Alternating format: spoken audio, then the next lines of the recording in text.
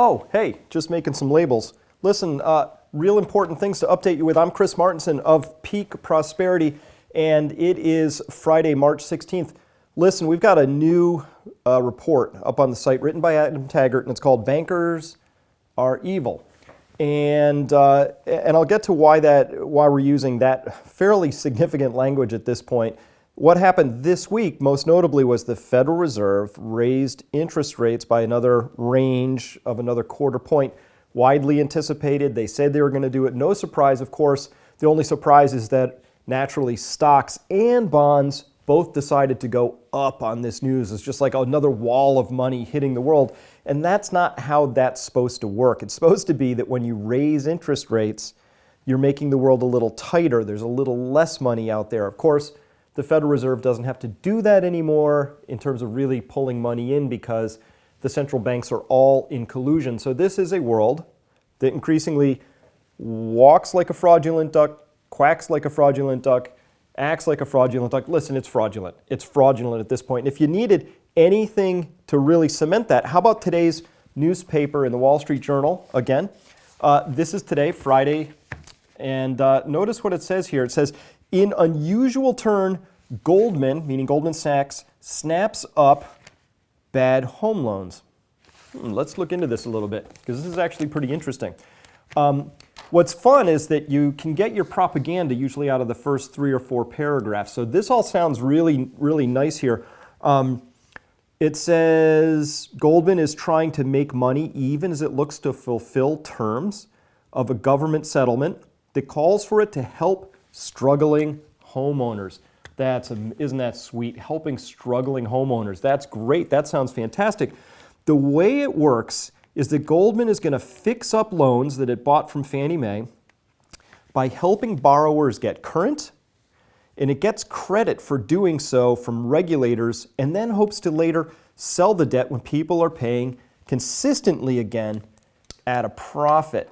So that's how this is spun. That's what you're going to see on the front page above the fold. But Goldman Sachs being in the mortgage business, let's rewind a second. They just bought 8,000 mortgages. That's 8,000 families. Where did Goldman get that money? Did they earn it by producing anything? Nope. They got it by doing what all the other big banks are doing, which is front-running the Fed, running fraudulent trading desks, which have zero risk because they turn in 100% win ratios day after day after day.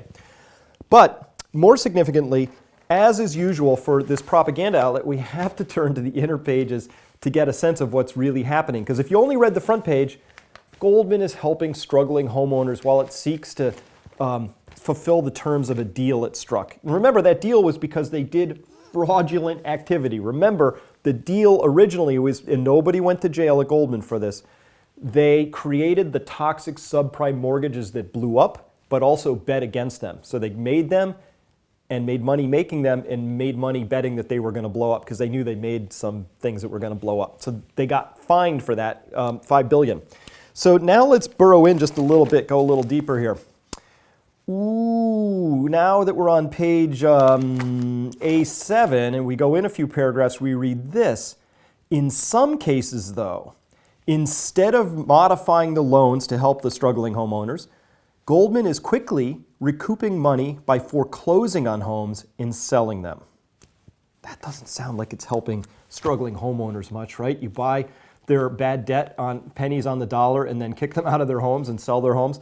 That doesn't sound too helpful. Let's go deeper into this article then. So the way that they're supposed to be helping, Goldman is buying the delinquent loans with an eye toward restructuring them, fancy term, for reducing interest rates. So that's one way they could service the terms of their deal with the government, where they have to provide $1.8 billion in relief back to homeowners. They're not just going to write checks. That would be like giving money.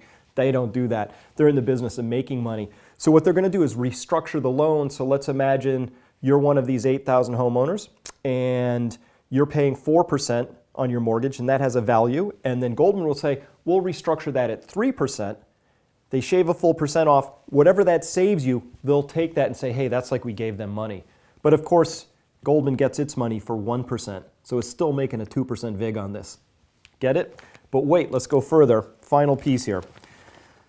Goldman has given actually few homeowners a break and has foreclosed on many of the loans it has acquired, property and court records show. So what's really happening here is, once again, bankers are being evil. In this case, Goldman Sachs got caught illegally creating toxic mortgages and mortgage-backed securities, selling them illegally with full knowledge of that. Got completely caught. Nobody got criminally charged. Goldman got a $5.1 billion fine levied against it. $1.8 billion of that was supposed to go to helping struggling homeowners. Goldman is now going out to Fannie Mae and Freddie, buying distressed debt and then foreclosing on those properties, all under the umbrella of helping struggling homeowners as part of its fine settlement that it engineered with the government in lieu of going to prison for creating and committing massive felonies. So that's the world we live in. That's why we've entitled this next piece, Bankers Are Evil, because it's blatantly antisocial behavior. It is blatantly wrong.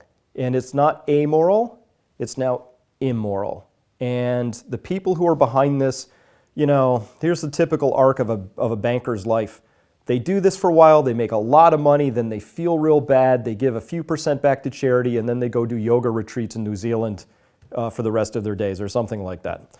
But we need to stop this now. You need to understand how the game is played. That's what we do at Peak Prosperity, is we provide essential context for troubled times. If you can't read an article like that without understanding that it's just a scam, 1, 2, 3, it's very hard to make sense of that.